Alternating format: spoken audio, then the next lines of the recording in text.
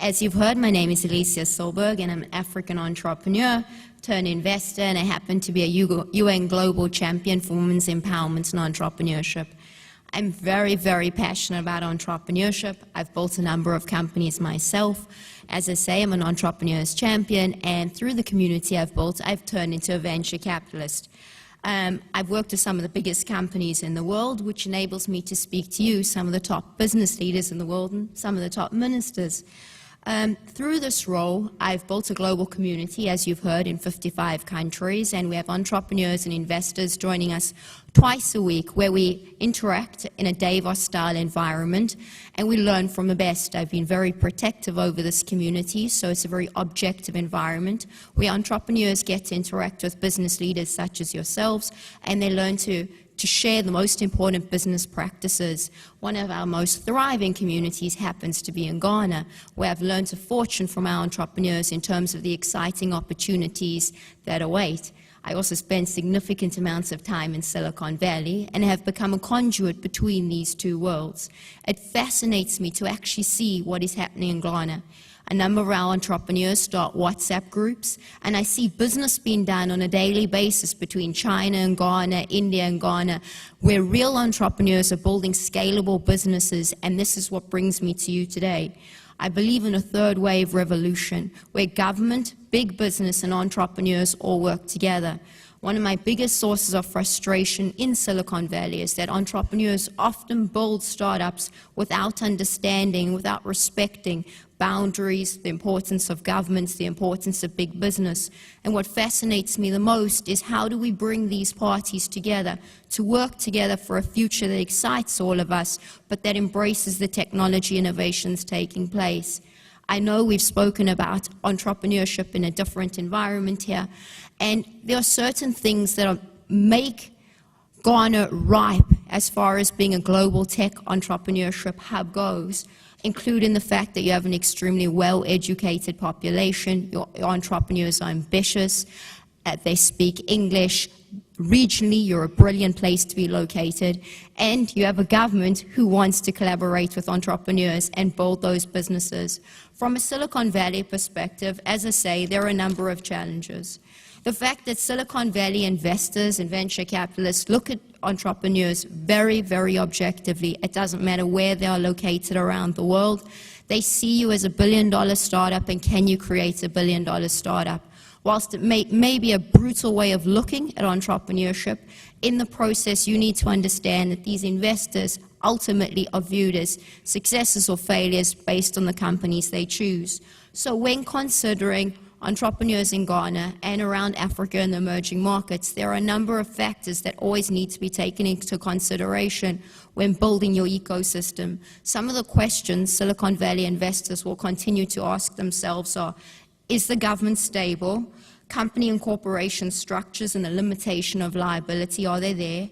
The available of reputable experts able to advise those companies on their IP protection? Legal recourse for when things may go wrong? Asset risk seizure is a huge issue for investors in Silicon Valley. The prevalence of fraud and corruption, you've been aware of this. The reliable infrastructures, including financial and banking payments platforms, and the ease of international funds transfer. A very, very, very strong focus on STEM education, so science, technology, engineering, and maths. This is the future. This puts Ghana in a very, very exciting position relative to other African countries, and where the hotbeds exist for different industries and niches. Again, we've spoken about agriculture, agri-tech. Young Ghanaian entrepreneurs need to be encouraged as much as possible to pursue this, because this is what is going to help them make their mark on the global environment. As far as us in Silicon Valley, making sure that the young Ghanaian entrepreneurs get the best fighting chance possible, there's certain things that we have noticed that have worked particularly well. For example, handpicking entrepreneurs who have young, very disruptive companies and who need the support of the global ecosystem, and taking them to Silicon Valley and immersing them in the environment and making sure they have the skills and knowledge necessary to bring those skills back to Ghana, making sure that there are entrepreneurs surrounding them and accelerators and funding. Local funding is critically important, and of course, a supportive government all enable us to help you and get that next stage of entrepreneurship going. As far as Silicon Valley goes, I'm sure you all know Tim Draper has already come to visit Ghana. Mark Zuckerberg, the top investors in the world, are ready to come and visit and to do business.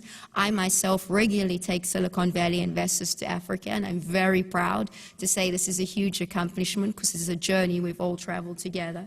So from our perspective, it's a very, very exciting time for Ghana. I interact with your entrepreneurs on a daily basis. I'm extremely proud of what they're doing. I'm fascinated by what the government's been doing. It's an extraordinary time to call ourselves African. We are found as being fascinating in Silicon Valley, and something that we as Africans often overlook is how warm and welcoming our environment is, and we as people are. It is often not seen as a competitive advantage, but this is something that needs to be exploited. I've traveled to many, many countries where people are not as warm and welcoming, and this is something that we need to expose the world to, that Africa is ready for business, and Ghana is a place to watch. So from our perspective, I congratulate you on all the extraordinary things you're doing. It's incredible, and I know often Ghana has some big countries around it, and Ghana often doesn't get the credit you deserve, but the stable economy, the democracy, a foundation of strong values, it's extraordinary. You have a lot to be proud of. We can't help you, and as far as the friends and community I've built, I'm very fortunate. I get to deal with some of the top CEOs in the world, and we are here to help you. We are here to empower your entrepreneurs. So the future is ripe, it's exciting, and as the founder of the Third Wave said, you can go it alone, you can go fast, or you can go together, and well, you know what awaits us. So thank you very much for hosting me here today, and congratulations on all your accomplishments.